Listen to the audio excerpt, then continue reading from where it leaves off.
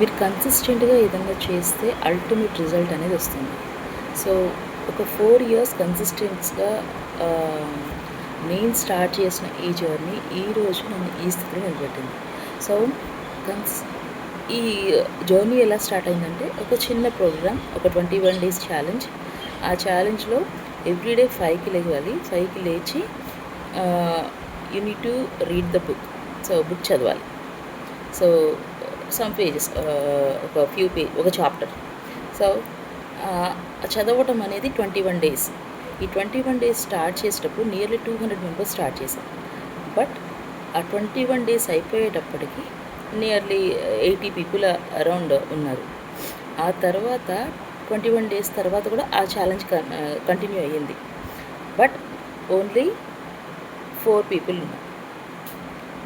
ఇది స్టార్ట్ అయ్యి 3 ఇయర్స్ అవుతుంది. స్టిల్ 1 పర్సన్ యాడ్ అయ్యారు. Still 5 members. Everyday we're connecting and we're reading book and we're analysing it. So నా transformation అలా start అయింది. మీరు కూడా మీ లైఫ్లో ఏదోటి స్టార్ట్ చేస్తే ట్రాన్స్ఫర్మేషన్ అనేది స్టార్ట్ అవుతుంది. So start your transformation. This is Madhavi, AI money management coach. For more details follow me.